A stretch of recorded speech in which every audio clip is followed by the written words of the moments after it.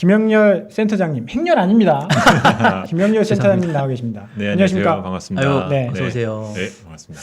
선생님, 저하고는 지난번에 한번 뵙고 구면이고 네. 우리 팀장님은 처음 네. 뵌다고. 네, 저는 처음 했습니다. 실물은- 제가 패친으로 그냥 이렇게 네. 간간히 글로만 이렇게 뵙다가 네. 오늘 실물로 뵙는 건 처음입니다. 그렇죠. 아. 별로죠, 실제 보니까. 이런 식으로 아닙니다. 이런 식으로. 네. 되게 너무 제목을 잘 지으세요. 아, 네, 이번에도 막무가내 4달러. 네네. 이게 사실 무슨 햄버거 광고. 그 예전에 저 그거죠? 야인 시대. 그거죠. 네네네. 4달러죠, 지금 4달러. 맞습니다. 네네네. 네. 그래서 이게 사실 요 지금 자료 화면에서도 보시면 네. 이 야인 시대에 나왔었던 장면이고 사실 저는 야인 시대를 그렇게 많이 깊게 보지는 않았었어요. 그래서 사실 공부만 하셨어요? 그때? 아니요, 그렇지는 않습니다. 뭐 다른 데 아마 정신이 팔렸을 거예요. 근데 요 장면도 사실 보지 못하다 보니까 네. 이 김영철 배우께서 이제 광고에서 자꾸 4달러 하는 부분을 이해를 사실 못했었어요. 네. 그랬다가 이제 요 장면을 제가 찾아보니까 요 장면이 미군과 이제 요 김두한 이 측에서 이제 임금에 대한 협상을 하죠. 맞아요. 그러면서 막무가내로 우리 4달러 달라라고 네. 하던 그 예, 장면이었더라고요. 맞아요. 근데 제가 요 내용을 쓸 때, 그러니까 지난주에 9월 전망 자료를 쓰면서 아무리 봐도 제가 8월 달에 우리가 이렇게 무기력한 장을 겪어야 될 이유를 못 느꼈는데 유일한 이유는 환율밖에 없었었던 거죠. 그러면서 비정상적인 이 달러화 강세에 대해서 조금 화가 나던 상황까지도 좀 갔었어요. 화가 나셨구나. 네. 그래서 제가 저희도 이 그 교보증권 유튜브에서 아침에 제가 이 개장 전 시황 방송을 매일 하거든요. 네. 거기서 약간 좀 짜증이 많이 낸 거예요. 네. 왜 우리가 이렇게 환율에 취해야만 되느냐. 또 이렇게 환율이 올라가는데 도대체 외환 당국이 뭐 하고 있냐. 제가 네. 날짜도 기억합니다. 네. 네. 8월 13일에 약간 조금 짜증 어린 그 언지를 줬으니까 음. 그날 기재부에서 약간 구두 개입이 있었어요. 네. 네. 네. 네. 물론 제 방송을 보신 건 아니죠.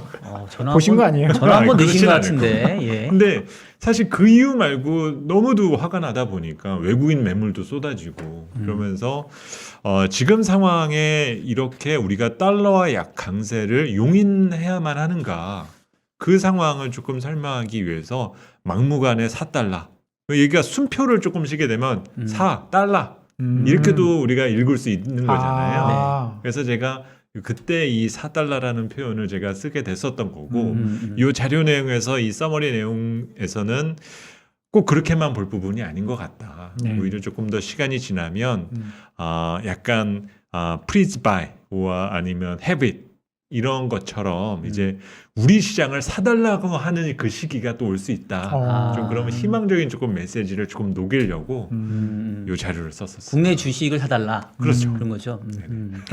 그러면 뭐 일단은 저 이야기는 차차 하도록 하고 네네. 오늘이 8월의 마지막 날입니다. 맞습니다. 7월 네네. 조정? 8월도 아마 지수상으로는 조정이었죠. 마이너스, 네네, 조정이었는데 8월 시장 보신 뭐 소감이랄까? 네네네. 뭐 왜 이렇게 조정을 받았나? 네네. 뭐 이런 것들에 대해서 한번 좀 이야기를 해주시죠. 뭐 가장 큰 이유는 네. 조금 전 말씀드렸었던 것처럼 환율의 영향을 크게 받았고 네. 올바른 정의는 조정이었다라는 의미보다는 디커플링에 대한 문제를 더 강하게 지적할 때인 것 같아요. 그리고 맞아요. 차라리 중국처럼 뭐 규제 리스크라든지 이런 부분에 노출이 돼서 빠졌다라고 해도 이해가 될락 말락인데 왜 우리가 여기에 휘말려 가지고 이렇게 무기력하게 내려갔는지 이 점에 조금 아쉬움이 남았었던 부분이고 외국인 매도를 대부분 많은 시장 전문가들이 지적을 하지 않습니까? 네. 근데 또 한편으로는 지금 시장에 대기 자금이 많음에도 불구하고 지금 7월 달부터 8월까지 이어지는 10주 동안 거래 대금과 거래량이 감소를 해왔었어요. 네. 그래서 한편으로는 우리 국내 기관들, 그 개인 투자자들, 네. 그러니까 직접 투자자 분들도 약간은 조금 자신감이 결여되지 않았었나. 또 그 부분에는 뭐 반도체의 영향, 여러 가지 뭐 정책적인 상황과 이런 내용, 테이퍼링에 대한 부분들을 의식하는. 그러니까 악재에 대해서 상당히 예민하게 반응하고 과대 해석했었던 측면 등이 있었다라 봅니다. 근데 이 문제를 수습하는 데 있어서 조금 누군가 힘을 불어줘 넣어주는 얘기들을 많이 해줬으면 좋았을 텐데 뭐 반도체 정점론이라든지 조금 막 이런 얘기들을 너무 많이 하고 네. 또 뭐 GM 사태나 GM 리콜 사태라든지 이런 내용들을 보면서도 이게 뭔가 크게 문제로 번질 것처럼 자꾸 시장에서는 얘기해 왔었다라는 거죠. 오히려 그보다 더 나아가서 올해 연말이나 내년 상반기쯤이 되면은 전기차 분야가 조금 더 시장이 만개할 수도 있는 부분이 있을 텐데 이런 중장기 호흡에 대해서는 얘기를 안 하고 조금 악재를 부풀렸었던 측면 등이 있지 않나. 그게 제가 보는 8월에 조금 부진의 이유이지 않았느냐라고 보고 있습니다. 예전 같으면 막 개인들이 막 외국인들 팔고 하면 위로 막 올려가면서 샀을 텐데 네네네. 뭐 7월 8월에는 약간 좀 무서우니까 외국인이 파는 거에 공격적으로 대응을 안 하니까 시장이 좀 뭐 하락을 했다. 그렇게 좀 봐야 되는 그리고 걸까요? 가장 큰 차이를 본다라면 지난 3월과의 비슷한 점이 상당히 많았었거든요. 네네. 그래서 그렇죠. 3월 달도 환율이 좀 그때도 올라갔던 그랬었죠. 때였죠. 그리고 그래서 주식도 꽤 조정을 맞습니다. 받았고. 그래서 이 준비된 자료 화면에서 하나를 보여드리게 되면 위쪽에 보이는 거는 지금 코스피고요. 네. 아래쪽에 보여드리는 그림은 원달러 환율을 축을 역전해서 보여드렸습니다. 그래서 최근의 상황을 보면은 환율이 1180원까지 올랐었죠. 네. 최근에. 그러면 이 그림에서도 보시면 올해 연초 원달러 환율이 1080원에서 출발을 했어요. 그리고 많은 경제학자들과 시장 전문가들이 올해는 원화가 강세일 거다. 환율이 떨어질 거라고 전망을 했죠. 대부분 다 틀렸습니다. 저도 틀렸고. 그렇게 전망을 할 수밖에 없었던 것이 경제 심리가 회복될 거고 경기 부양 정책은 효과를 낼 것이며 수출은 회복될 거다. 그러면 누가 보더라도 환율은 원화가 강세로 가고 환율은 떨어진다 전망을 예측할 수밖에 없었어요. 네. 그런데 코스피가 3,200선까지 올라가다가 3월 달에 들어서 3,000선을 위협하고 일시적으로 깨는 현상이 나왔죠. 이때 그 이유가 되었었던 거는 미국의 장기 금리가 폭등하는 현상. 네네네. 그러면서 처음 이제 올해 테이퍼링에 대한 얘기와 그 시기, 논의 그런 것들이 첫 제기됐었던 거가 3월 달서부터였었거든요. 그러다 보니까 당시의 환율이 연초에 1,080원이었던 환율이 지금 왼쪽에 음영 부분에 보시는 것처럼 1,140원을 돌파를 합니다. 그러면서 깜짝 놀랐죠. 그러니까 이때는 채권 가격은 하락하고 주가도 하락하는 더블 약세가 나타나던 현상이었어요. 그러니까 이때는 미국 주식도 공포스럽고 우리 시장도 공포스러운 현상에 두 가지 공통점이 있었습니다. 근데 지금은 우리만 피해를 봤다라는 거예요. 미국은 사실 8월 달에 피해를 본 게 별로 없거든요. 계속 그렇죠. 신고가였습니다. 그렇죠. 네. 그러면서 또 하나 흥미로웠었던 게 잭슨홀 미팅을 앞두고 테이퍼링에 대한 경계감 이런 것들이 많았음에도 불구하고 채권 가격도 강세였었어요. 금리가 더 떨어졌습니다. 미국. 네. 그러니까 시장에서는 달러로 표시된 자산에 대한 선호가 강해지는 이 현상 등이 있었었던 거고 우리는 거기에 대해서 소외됐었던 거죠. 그게 어떤 면에 있어서는 3월 장과 지금의 가장 큰 차이점이다라고 볼 수 있었던 거고 이제 9월 전망은 결국은 지금 보여드리는 그림에서 다 설명해 드릴 수 있을 것 같아요. 만약에 9월 역시 조정을 받는다라는 시나리오를 세우려면은 환율이 1,200원을 돌파한다는 시나리오를 세워야 된다라는 거죠. 그런데 그만큼 우리의 금융 스트레스가 지금 높아 있느냐? 저는 그런 식으로 이렇게 우리 경제나 기초 체리가 허약하다고 보지는 않거든요. 저는 지금 환율이 이런 식으로 와 있는 상황 자체도 저는 부정하고 싶어요. 예. 지금도 너무 높은 왜 느낌. 이렇게 원화가 저평가를 받아야 되는지 이유를 모르겠습니다. 아니 차라리 실적이 안 난다거나 뭐 지금 원화를 팔아야만 될 이유들 아니면 자금이 유출돼야 되는 상황들이 있다라면은 모르겠는데 지금 수출도 역대 최고 찍고 있고 외환 보유고는 갈수록 늘어나고 있는 상황들 대외 수지로 상황만 놓고 본다라면 환율이 이런 식으로 내려가야 될 이유가 없다라는 거죠.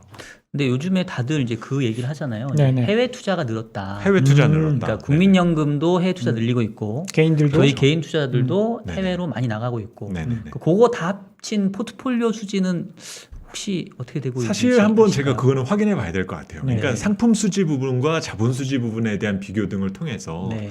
그 밸런스가 무너진 영향 때문에 지금 우리 환율이 고환율이다라고 하게 된다라면 진짜 외환 당국은 정신 바짝 차려야 될 겁니다.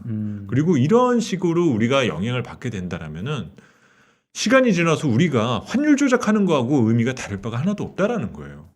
언제든지 미국이나 유럽에게서 공격을 받을 수 있는 빌미를 만들어주게 된다는 거죠. 이런 상황 때문에 만약에 우리가 반도체에서 흑자가 더 늘어나게 되고 또 그 영향을 주게 된다면 중국이 환율 조작해왔다라는 그 오명을 받았던 것과 우리가 다를 바가 하나도 없다라는 거거든요. 그리고 이런 상황을 활용을 해서 글로벌 투기 자본들이 한국을 더 기웃댈 수밖에 없는 현상이 지금 만들어지고 있는 건데 그렇게 되면 우리는 그것을 관리하는 데 있어서 더 많은 비용을 지불할 수밖에 없게 된다는 거죠. 그래서 제가 자꾸 외환 당국이 정신 바짝 차려야 된다. 그런 부분을 자꾸 말씀드리는 거고 그런 이유입니다. 지금 듣고 계시죠? 지금 외환당국 정신 바짝 차리셔야 됩니다. 뭐 어느 분이 담당하신지는 저는 잘 몰라요. 네. 그리고 아무튼 감독 당국이나 관리 당국에서 그런 부분을 신중하게 봐야 된다라는 거죠. 그리고 한쪽에서는 우리나라 수출이 이렇게 잘 나가고 있다라는 것들이 뉴스가 나오면서 한쪽에서 환율이 불안정하다. 이건 뭔가 언밸런스한 부분이라는 겁니다. 그래서 거기 좀 질문을 제가 드려보면 네네네. 일단은 경기가 이렇게 좋은데 환율이 이렇게 약한 게 말이 되냐? 뭐 그건 사실 이제 환율이라는 거는 그 나라의 맞죠. 이제 뭐 맞습니다. 경제나 이런 것들 이야기를 하는 건데 피크아 논란이 계속 있었단 말이에요. 네네. 아, 여기 경기가 여기서 끝이면 이제 여기서 더 좋아지지 않으면 나빠질 일만 남은 거 아니야라고 네네. 하면서 또 이제 뭐 매도를 하는 것이 아니냐. 네네네. 그리고 아까 이제 수출 이야기를 하셨는데 수출보다 수입이 더 많이 늘었거든요. 네네네. 무역 수준이 또 적자 아닙니까?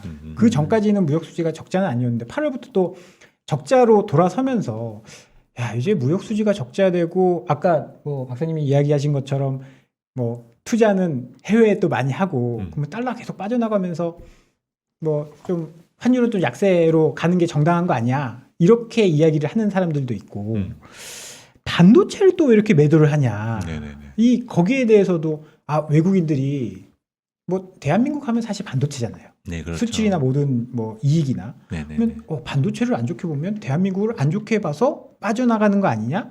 이런 걱정을 하는 경우가 좀 있거든요. 네네네.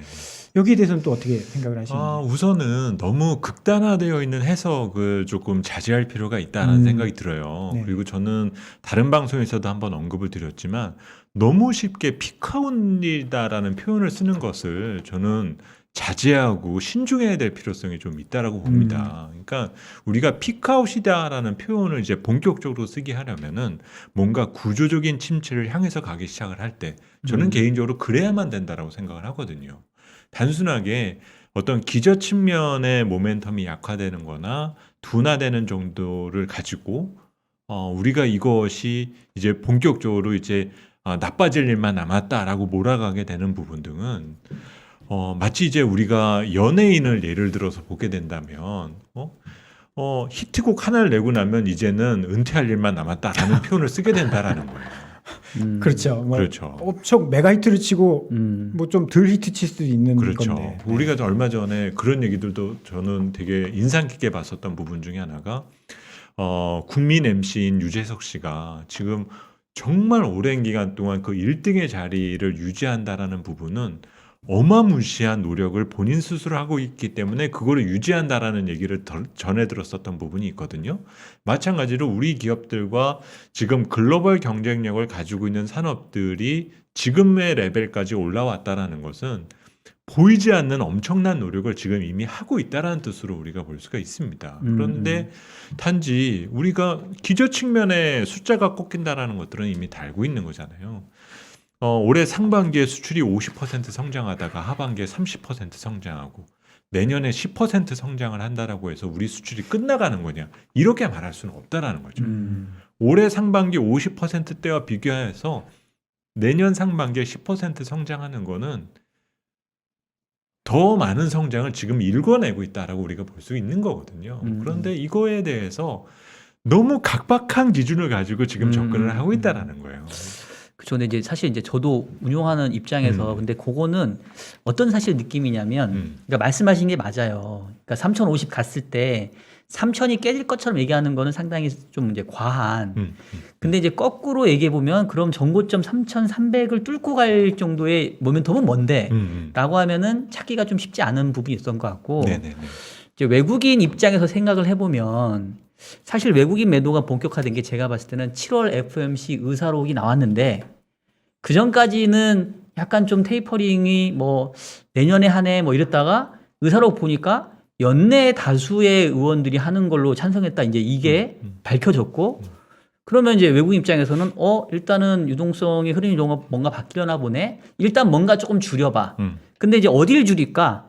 보다 맞아요. 보니까 한국 약간 수출 증가율 떨어지고 그다음에 이제 반도체 약간 피크아웃이고 그러면 일단 얘를 좀 줄여놔야겠네. 그러니까 저는 사실 그런 게다가 맷집도 좋아요.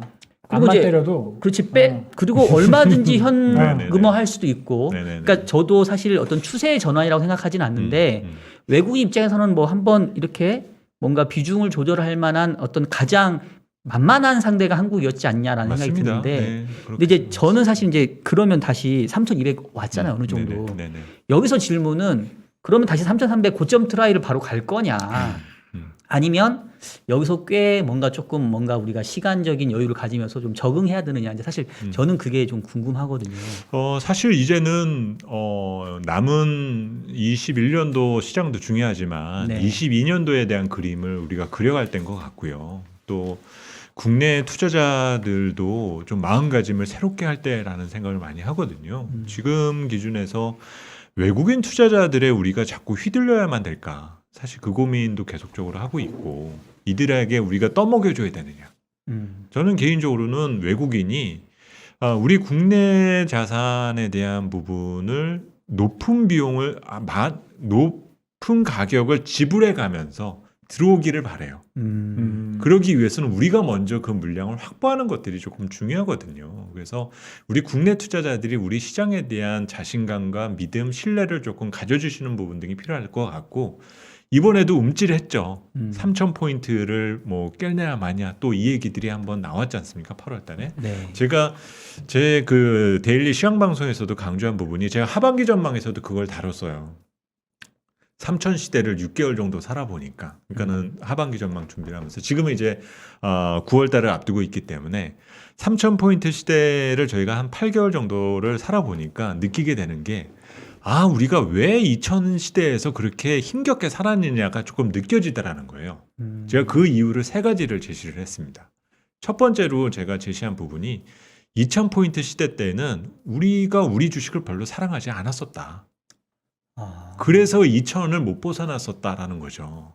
3,000 시대를 열어주게 된 배경은 결국 우리 개인 투자자들 또 범위를 확장하면 가계의 주식 투자 그게 대중화되고 이게 체계화되기 시작을 하게 되면서 3,000 시대가 열린 것이 그 의미가 되었다는 거예요. 그러면 썰물처럼 돈이 빠져나가지 않는 한 2,000 시대로 돌아가는 것도 쉽지가 않다는 얘기가 되는 겁니다. 두 번째는 2,000포인트 시대는 기승전 수출이었어요. 그리고 기승전 삼성전자와 현대차, 기아차. 그러니까 전차밖에 없었던 거죠. 그렇죠. 우리 상장 기업들의 이익에서 절반 이상을 차지하는 것이 이 두 그룹의 실적이었었던 부분인 건데 지금 시간이 지나면서 3,000 시대가 열리면서 이들 역시 여전히 중요하죠. 여전히 중요하지만 3,000 시대를 열어준 기업들 그리고 전체 이익의 파이가 지금 커져가고 있는 기업들이 다른 산업 등에서 등장하고 있다는 거죠. 그렇죠. 뭐 카카오, 네이버, 그렇죠. 뭐. 그러면 이런 기업들이 소멸되거나 사라지지 않는다라면 2,000 시대로 돌아가야 될 이유는 없다라는 겁니다. 그리고 마지막 하나로 제가 제시한 부분 중에 하나가 2,000 시대에는 우리 경제와 우리 주식시장 그리고 투자 환경 내에 규제가 정말 많았어요. 근데 그 규제라는 것들을 제거하고 어느 정도 뒤로 미루고 나서 보니까 3,000 시대가 열리더라는 거죠. 그러면 지금 다시 규제가 부활을 하게 되면 그 위험에 노출될 가능성은 조금 있다라는 뜻인 거죠. 그래서 앞으로 어떤 산업 정책과 관련된 부분들 이런 거에 있어서는 조금 변화에 대한 상황들을 우리가 체크해야 될 필요가 있겠지만 너무 극단적으로 그렇게 뒤로 후퇴해야 될 부분은 분명히 없다라고 보고 여기에서 이제 레벨업을 위한 조건은 음, 말씀하신 부분처럼 새로운 성장을 찾는 것이 그렇게 쉽지는 않습니다. 근데 지금부터 밸류를 업시키기 위한 부분은 결국은 투자자들을 설득시키는 과정이 필요하다고 볼 수가 있고 네. 거기에 대해서는 역시 실적이 가장 수반되어야 되는 부분이겠죠. 이제 그것들을 확인하는 것이 그 하는 부분이 하반기 실적 내년으로 넘어가는 그 과정이 되지 않을까라고 보고 있습니다. 그 선생님 오늘은 제가 질문이 네. 본의 아니게 약간 좀 까칠하게 나갈 그러니까 수도 있는 뭐 것 같은데 아닙니다. 예, 일단 왜- 양해의 말씀드리겠습니다. 아, 전혀 왜냐하면 잘생기셨다고 약간 예, 질투하시는 질투, 거. 질투. 아닙니다. 너무 잘생기셔가지고. 아닙니다. 되게 저는 중간에 질문 말 끊어서 네. 죄송한데요. 너무 이렇게 로맨티스트 같은 네. 우리가 우리 주식을 사랑하지 않아서 2000 시대에 있는 거고 네. 이제 우리가 우리 주식을 사랑하면 네. 3000, 4000 이렇게 아니 딴 것보다는 저도 이제 이렇게 유튜브 방송도 매일 조금 해보고 하다 네. 보면 투자자분들이 얼마나 힘든지가 몸소 느껴져요. 음. 그러니까 사실 저는 이전에는 기관 세미나 다니고 자료 쓰고 하고 나면 사실 그런 소통의 시간이 많이 부족하지만 네. 사실 그 부분에 많이 이렇게 느낌이 이렇게 몰입되고 하는 측면들이 조금 있거든요. 그러면 뭐 각박하게 얘기해 주시는 분들도 분명 계시고 똑부러지게 말해 주시는 부분도 필요한 부분이 있겠지만은 누군가는 자꾸 응원을 해줘야 되는 부분들이 분명히 있는 거잖아요. 그래서 저는 가급적이면 조금 그런데 역할을 하고 싶습니다. 그래서 사실 이제 저는 그런 것 같아요. 이제 네네. 요즘에 코로나 때문에 이렇게 리서치 세미나를 잘 못 들어요. 네. 그렇죠. 이제 네네. 이렇게 센터장님 오셔서 저도 이제 궁금한 건 여쭤보고 싶은 네네네. 게 3천 초반에는 저도 이거는 사야 된다. 네네네. 추세가 꺾이지 않았으니까. 맞습니다. 근데 네네. 또 생각보다 3,200이 또 너무 빨리 왔어요. 네, 그래서 맞습니다. 네. 이거를 쫓아가면서 사야 되나 아니면 박스로 봐야 되나 이제 저도 좀 고민 때문에 이제 본의 아니게 조금 까칠하게 질문을 맞습니다. 드린 것 같은데 지금 제일 큰 고민인 거죠. 네. 여기서 수익 매매를 계속적으로 해야 되는지. 네, 근데 사실 지난 1년 가까운 시간 동안 추세를 따라오셨던 분들이라면 너무 어려운 시장인 거예요.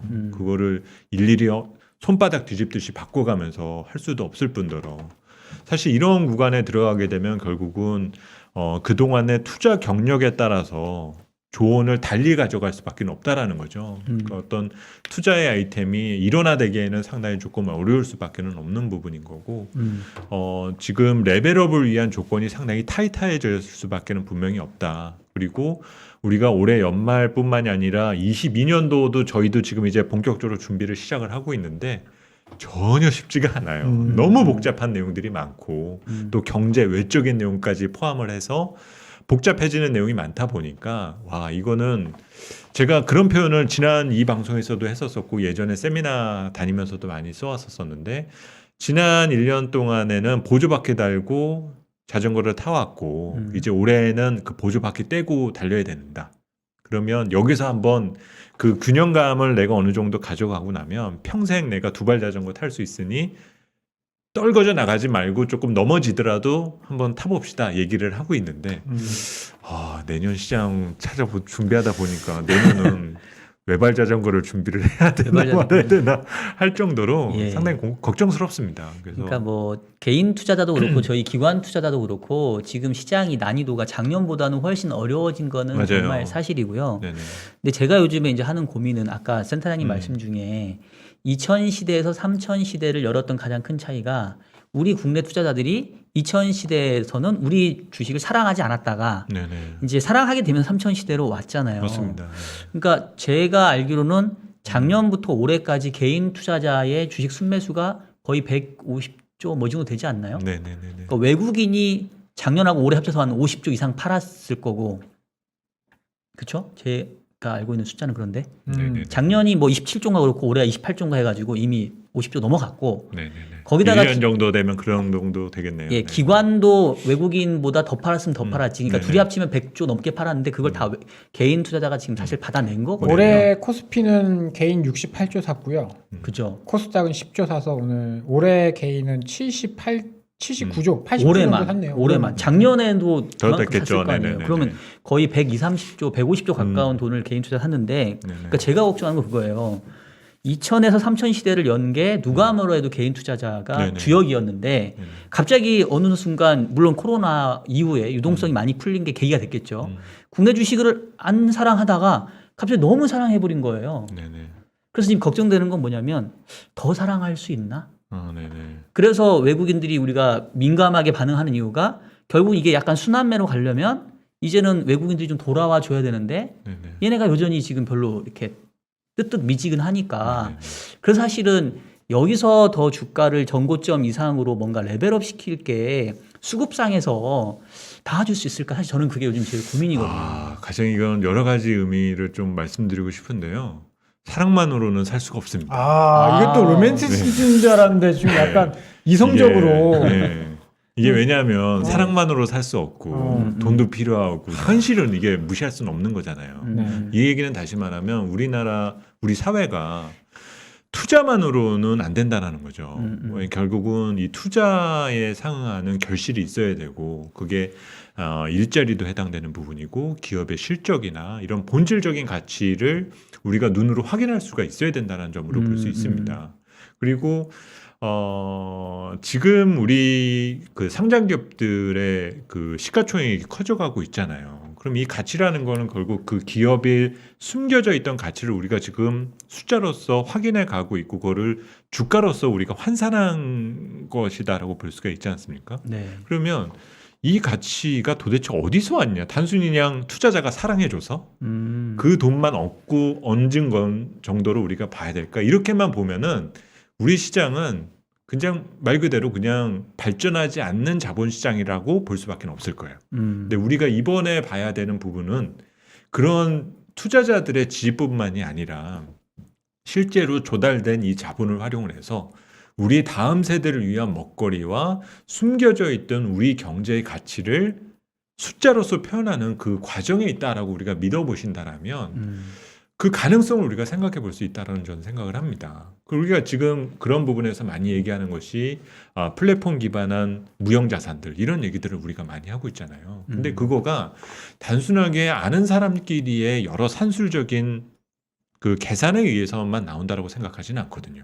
그러니까 최근에 제가 공부하다 온 부분 중에 하나가 예전에 다른 방송에서도 잠깐 언지를 드렸고 이 내용을 기초해가지고 제가 이제 자료를 많이 준비하고 있는데 저는 지하 경제에 대한 부분들을 많이 공부를 하고 있어요. 지하 경제. 우리나라 지하 그렇죠. 경제. 그래서 이게 사실 지하 경제라고 하게 되면 되게 부정적인 거에 대해서만 생각들을 많이 하시는 경우들이 있는데 사실 우리나라에 대한 지하 경제에 대한 부분도 그렇게 많이 학술적으로 다뤄둔 내용은 없습니다. 근데 최근까지 나온 자료들을 보게 되면 우리나라의 지하 경제 규모는 다른 나라와 비교해 봤을 때는 조금 높다로 알려져 있어요. 그래요? GDP 대비로 봤었을 때 뭐 선진국들이 대략 한 10% 내외라고 본다라면 우리나라 같은 경우를 20% 후반. 그러니까 우리 이런 나라하고 비교하는 나라들이 뭐 멕시코라든지 그리스나 이탈리아 이런 나라들이 그렇습니다. 의외인데요. 그런데, 그렇죠. 근데 한국은 뭐 카드나 이런 거 쓰고 그래가지고 약간 좀 맞아요. 그럴 것 그러면서 그 지금까지 제가 공부한 내용상 물론 제가 아직 완벽하게 알고 있는 것은 아니지만 지금까지 공부한 내용에서 왜 우리나라가 이렇게 지하 경제 비중이 높냐라는 것들을 보게 되면 자영업에 대한 비중이 높기 때문입니다. 그래서 우리 그 가계와 또 사회 진입 세대의 취업률의 상당 부분이 자영업으로 분류되는 부분들이 많다 보니까 결국 이제 누적적으로 이런 자영업에 대한 부분 등이 지하 경제를 양성하는 데 영향을 주고 있다는 거거든요. 근데 지금 그 분야가 제일 어렵었었고 한편으로는 그에 대한 돌파구가 플랫폼 기반한 여러 가지 아이템 등이 장착되면서 이거를 지금 양성화시켜 가고 있는 과정이거든요. 2010년도를 기준으로 우리나라 지하 경제의 전체적인 그 산술적 수치가 어느 정도로 나오냐면은 300조 원 시장으로 나오고 있어요. 그거가 지금 우리 GDP에서 계산이 안 됐었던 거라는 거거든요. 규모가 크네요. 그렇죠. 그리고 그거 숫자가 2010년도 숫자이기 때문에 더 커져 있을 수가 있는 건데 숫자로 이렇게 확인되지 않은 가치 등을 지금 플랫폼 기반한 우리의 어떤 기술 혁신과 변화 등이 끄집어내고 있다라는 거예요. 이게 지금 우리나라 주식시장 시가총액에도 반영되고 있고 내수경제 소비라든지 이런 데 지금 반영이 되어가고 있는 과정인 겁니다. 그러니까 그냥 막연하게 우리 가게나 개인 투자자들이 우리 주식을 사랑해서만 주가가 올랐다라면 언제 무너져도 이상하진 않겠죠. 근데 이 변화의 과정이 이런 지하 경제의 양성화나 이런 것들로 추가되고 더해진 부분 등이 있다라면은 실체가 없는 것은 분명히 아니다라고 볼 수 있다는 겁니다. 그래서 뭐 드릴 말씀이 많네요. 이런 내용들은 또 이런 내용들은 그러네요. 사실 여타 방송에서 들을 수 없는 내용이고 저도 사실 이 찾아보시면 되게 네. 재밌는 부분이 많아요. 네. 그래서 지하 경제가 되게 불법적인 거가 아니라 보고되지 않은 경제, 기록되지 않는 경제 여러 가지 분류들이 있습니다. 그러니까 실제는 성장이 있었는데 성장으로 그렇죠. 잡히지 않았던 거고. 그렇죠. 우리가 흔히 네. 알고 있는 부분 중에 뭐 기록되지 않는 경제는 대표적인 건 그거예요. 가정주부님들. 경제적으로 봤을 때 엄청난 그 효용이 있는 건데 네. 이거가 전혀 잡히지가 않아요. 그러네.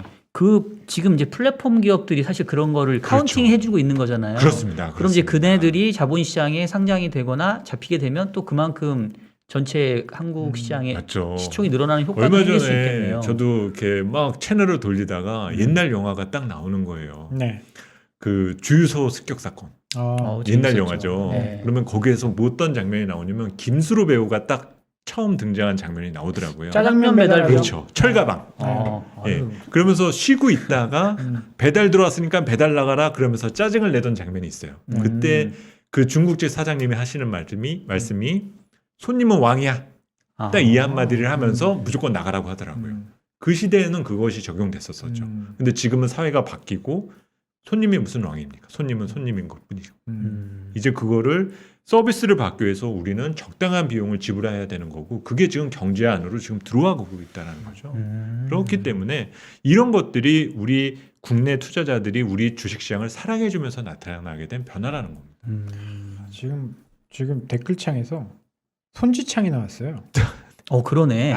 지금 내가 이게 네. 맞구나. 그러네. 손지창. 네. 이거 뭐 손지창 그렇습니다. 굉장히 날카로운 예. 어디에서도 듣지 못하는 그 날카로운 얘기를 손지창 외모로 하시니까 네. 귀에 쏙쏙 들어오네요. 그런가요? 그러게요. 네. 그럼 좀 더 달려볼까요? 네. 환율 얘기는 이 정도로 하면 될까요? 아니면 환율이 사실 최근에 좀 많이 이제 워낙 강세 떨어지고 있긴 한데 네네네. 앞서 이야기하신 거 보니까 환율이 우리 주가에 굉장히 좀 중요한 영향을 할 것 같은데 그렇습니다. 그래서 5월달은 어떻게 보고 계신지. 가장 중요한 부분이 이제 지금 이 그림에서 보시면 지금 달러 인덱스 추이를 보여드리고 있고요. 그리고 회색 선으로 보여드리는 그림이 MSCI 기준으로 선진국 증시와 신흥국 주식시장의 상대 수익률 추이예요. 보면 똑같죠. 네. 그는 이 얘기를 쉽게 말하면 달러 강세 국면에는 선진국 투자하셔야 된다는 얘기고 달러 약세 국면으로 가면 무조건 신흥국 투자하시면 된다 이 얘기입니다. 그러면 이제 여기서 이제 우리는 혼란스럽죠. 그러니까 지금 달러가 어떻게 될지 그것도 이제 판단을 해야 이제 될 것 같고. 두 가지인 거예요. 네. 그러니까 달러를 신뢰하시는 분이다라면 미국을 가야 될 거냐를 계속 고민하실 수밖에 없는 거고 우리 시장에 미련이 남는 분들이라면은 두 가지 고민이 있죠. 한국을 선진국이라고 믿고 투자하고 싶다. 첫 번째는 저는 개인적으로 그 생각을 계속 유도를 하고 있어요. 최근에는. 우리 시장에서 바뀌어야 되는 부분 중에 하나가 그거라고 생각을 하거든요. 그러니까 현진 지금 시장으로의 이번 지금도 보게 되면 달러가 강세를 보이면서 외국인이 팔았잖아요. 네. 그러면서 우리가 또 당한 거지 않습니까? 8월 주식시장에서. 근데 이런 식으로 당하지 않으려면은 한국 시장을 자꾸 선진국 쪽으로 갖다 붙여줘야 돼요. 그래서 외국인이 못 팔게 만들어놔야 되는 겁니다. 근데 우리가 구조적으로 우리 인덱스를 선진국에 갖다 붙이려면 시간도 많이 걸리고 방법도 복잡하잖아요. 네. 그리고 여러 가지 또 뭐 따지는 것들도 많고 그렇기 때문에 사실 그거 기다리기는 쉽지는 않은데 그렇다 하더라도 우리가 가지고 있는 조건 하에서 우리를 자꾸 선진국으로 인지하게끔 만들어주게 되는 노력을 하는 것이 저는 더 시급하다라고 봐요. 그래야지 외국인이 안 던질 거지 않습니까? 근데 그런 방법이 있나요?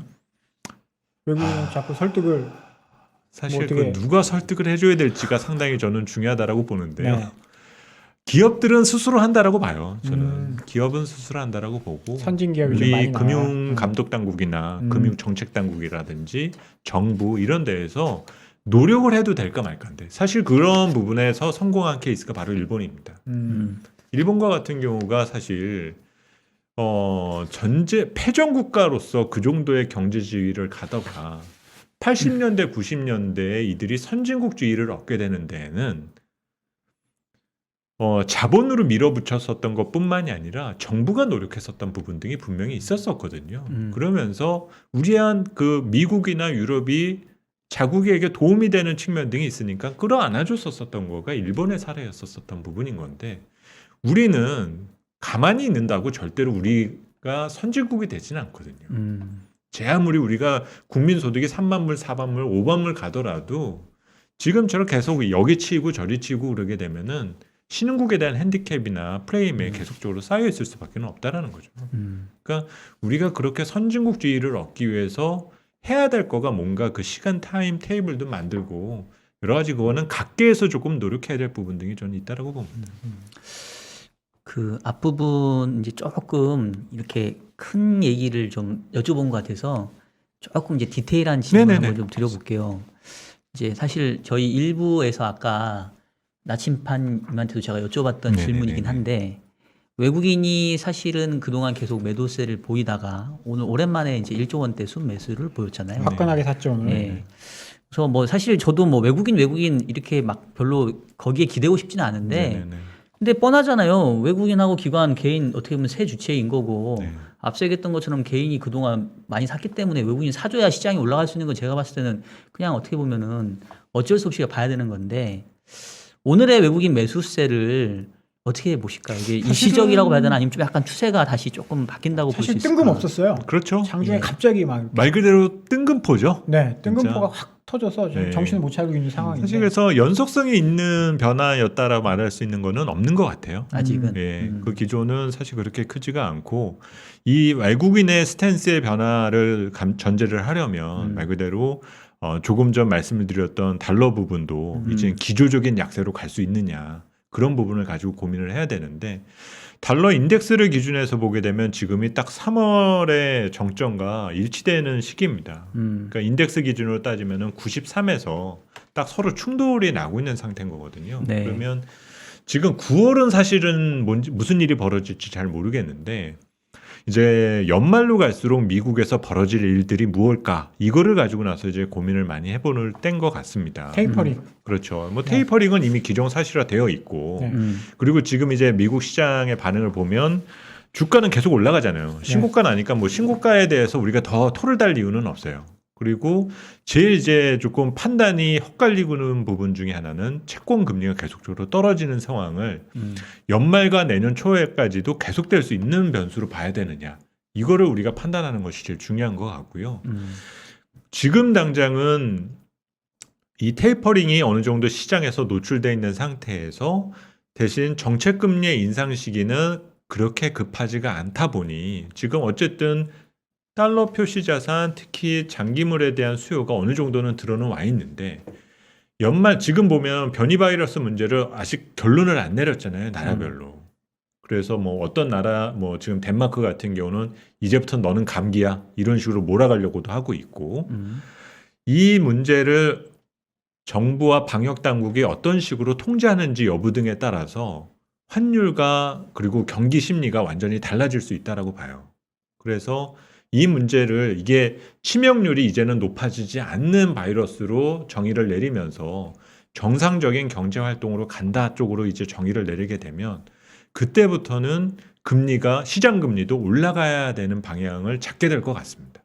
그거에 대한 밑그림이 아직까지는 안 나온 것 같거든요. 그거가 9월달, 10월달 조금 더 표본도 나오고 뭐 선진국은 부스터샷, 우리는 2차까지 이제 전부 다 접종률을 끝내게 되는 그 상황까지 전개된 다음에 정부와 방역 당국의 의사결정 여부에 따라서 그 심리가 결정되고 나면은 달러의 방향성도 그때부터 나온다고 봐요. 그래서 시장 금리가 올라가기 시작을 하게 되면 그때부터는 달러는 더 이상 강세 쪽으로 방향을 틀기는 어려워지게 될 것 같습니다. 이 조건이 나와야만 외국인 투자자들의 이탈은 그때부터는 조금 수습하는 단계로. 그리고 내년의 경제 상황이나 이런 부분이 노이즈를 겪게 되지 않는다라고 놓고 본다라면 실제적으로 우리 시장이나 신흥시장에 대한 투자 매력이 저는 조금 더 강화될 수 있다고 봐요. 혹시 센터장님 하반기 전망하실 때 네네네. 그 상단 어느 정도 밴드 상단은 3,450 제시를 했었습니다. 네네. 그래서 아직 뭐 유효하게 보시는 네 그렇습니다. 충분히 가실성 있다라고 보고 있고요. 네. 지금 여기 지금 자료 화면에서 보시면 이 그림에서 보시는 거가 PBR 밴드거든요. 네. 근데 지금 이제 3,200선을 전후해서 PBR이 대략 1.2배 정도, 그리고 지난번 3,050선까지 밀렸을 때가 1.1배예요. 근데 이 현상이 딱 10년 전 상황하고 지금 거진 똑같습니다. 10년 전에도 2010년도부터 2011년도에 이제 어느 정도 금융위기를 극복했었던 시기, 그러면서 당시에는 2차 양적 완화 시기였었던 시기죠. 그때가 1.2배를 타고 가는 장이 나타났었는데 지금이 딱 그런 때와 유사한 상황이었다고 봐요. 하나 재밌었던 게 10년 전 8월에도 주가 8월 달에 주가가 폭락하면서 처음 그 1.1배를 찍었었던 현상이 있었거든요. 공교롭 2011년도입니다. 2011년도 8월. 딱 10년 전. 미국 신용등급 강등. 그렇죠. 그때 예, 그랬죠. 그때 그래서 코스피가 2,100에서 1,800까지 순간 무너졌었어요. 그런데 그거를 또 바닥으로 찍고 미국 시장은 부활을 했고 우리 시장은 반등을 했는데 그때부터 박스피가 시작됐죠. 제가 또 오늘 지난번에 안 그랬는데 제가 왜 계속 그러니까 3,200이라는 지수대가 되게 애매한 지수대인 애매한 것 지수 같아서 맞아요. 그래서 제가 이제 자꾸 이제 뭔가 맞습니다. 센터님께 답을 원하는 듯한 그래서 어떻게 맞습니다. 해야 돼요 이런 자꾸 질문을 하게 되는 것 오늘 같은데 박사님은 백신 맞으셨거든요. 그렇군요. 약간 부작용인 것 같기도 하고요. 그렇습니다. 제 열이 좀 나려고 그러는데 내일 고생하실 텐데 지금 열려면. 예, 그러면 이제 3,450이 사실 아직은 상단을 지금 연내 벗기고 올라갈 거다라는 사실 뷰를 아직 견지하고 계신 거잖아요. 3,450. 예.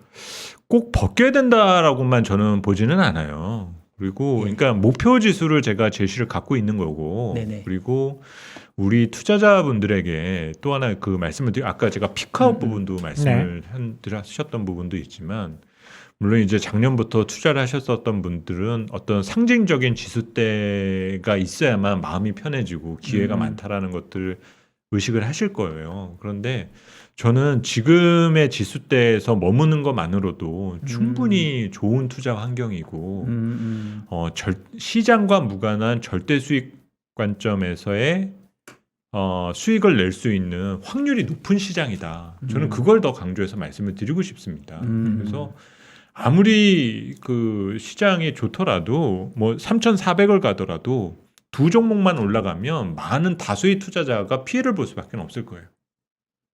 그런데 지금처럼 시장이 일정 수준에 머무른다 하더라도 우리가 시장에서 벌어지는 일들, 그리고 그 벌어지는 일들이 아주 상식적인 수준에서 많은 사람들이 공부하고 따라갈 만한 내용들이 그에 상응하는 결과물을 보여주게 된다라면 오히려 그게 양질의 시장이다라고 저는 생각을 하거든요. 네. 그러면 지금 보면 시장에서 제가 데일리 방송에서도 공격수 셋을 제가 강조를 하고 있어요. 첫 번째 반도체, 네. 두 번째 배터리, 세 번째 플랫폼. 이 세 부류에 대해서만 얘기를 하고 있거든요.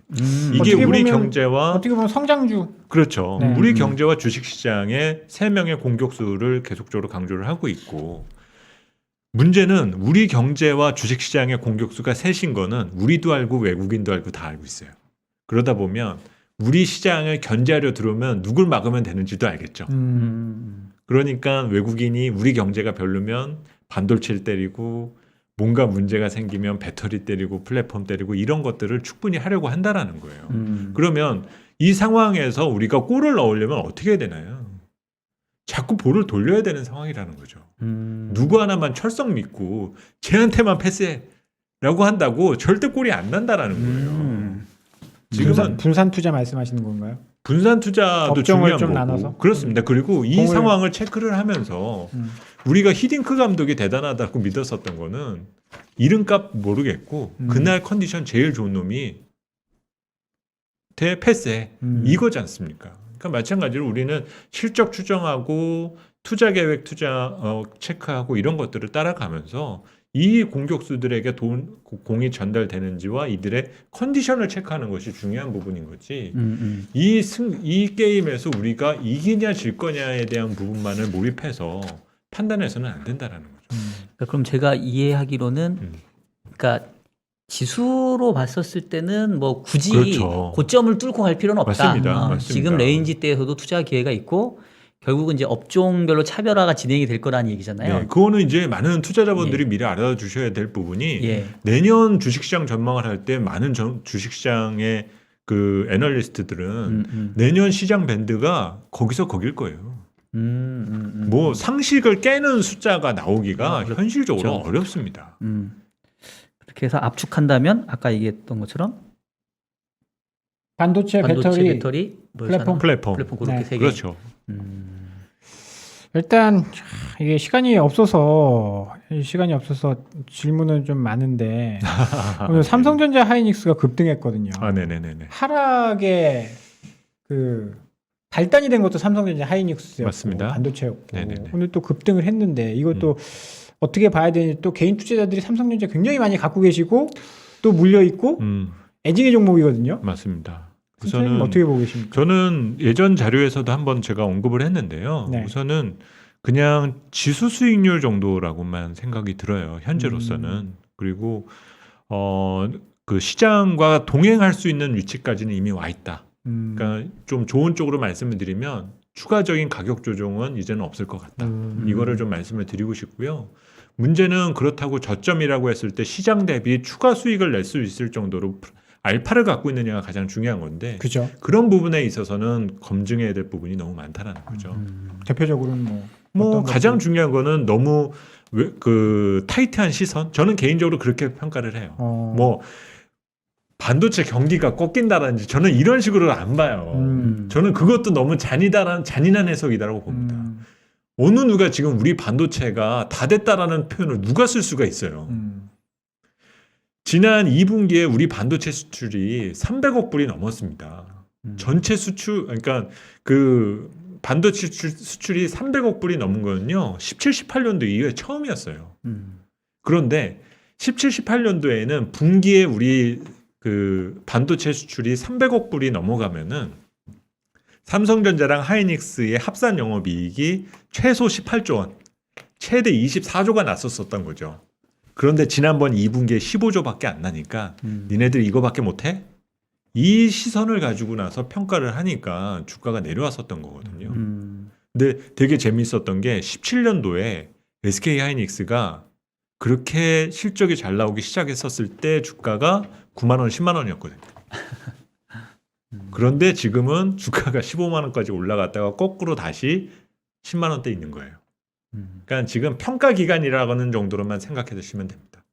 그리고 이들도 뭔가를 해낼 거고 반도체 수출이 저는 그렇게 양쪽으로 꺾인다라고 보고 있지는 않거든요. 지금은 마진이나 이런 수익성 부분에 있어서 약간의 물음표가 달렸다 뿐인 것이지 양쪽으로 수축되거나 뭔가 뒤로 후퇴할 시기는 분명히 아니다라는 겁니다. 17, 18년도도 그때 300억 불 넘어가고 나서 6분기 동안 1년 반 동안 300억 불 이상이 유지가 됐었었는데 지난 2분기에 첫 300억 불 나왔어요.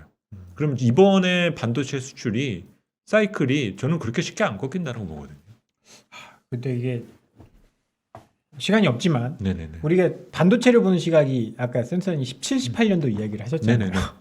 다르죠? 17년도, 18년도에서 갑자기 급격하게 이익이 줄어들면서 맞습니다. 이제 그거를 경험을 한번 해봤기 때문에 네네.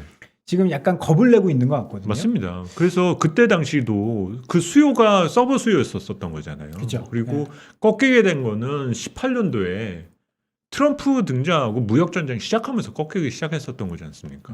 결국은 이제 상황을 그때와 똑같이 오버랩해서 봐는 부분 등은 분명히 필요한 거고 각 나라별 이제 우리 고객들의 상황들 그리고 반도체를 내재화시키려 하는 상황들 이 판이 어떻게 흘러가느냐를 보고 싶어 하는 거죠 결국에는. 근데 그거를 결론을 내릴 수 있는 단계다라고 보기에는 아직은 시기상조라는 거예요.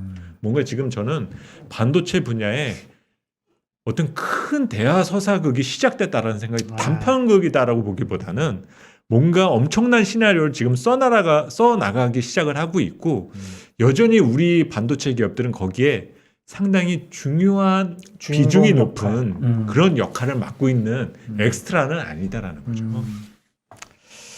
할 이야기는 참 많은데 네. 너무 또 오래 잡고 있으면 다음에 또 안 나오실까 봐. 아닙니다. 오늘 선생님 제가 뭐 너무 이렇게 네.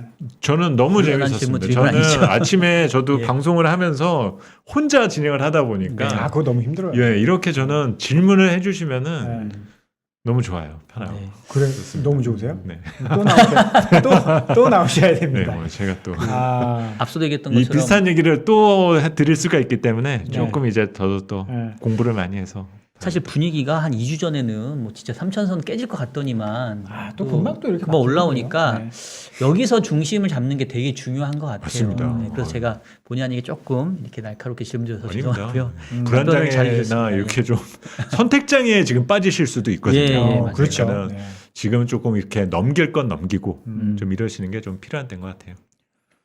아, 오늘 참 좋은 말씀 잘 들었습니다. 전 지하경제 이야기도 지하경제가 이렇게 해서 시장으로 돌아와서 편입되면 이게 시총에 영향을 준다라는 이야기도 굉장히 좀 와 닿았고요. 손지창 닮았다라는 이야기도 주식 시장의 로맨티스트. 우리가 우리 주식을 사랑하지 않으니까 그러게요. 2천선은 있었던 거고 3천선은 또 우리가 또 우리 주식을 사랑해야 아니 지킬 수 있는 거 센터장님은 아니겠습니까? 손지창인데 이제 저희는 아까 제가 쌍박 시대라고 했던 게 참 창피하네요 갑자기.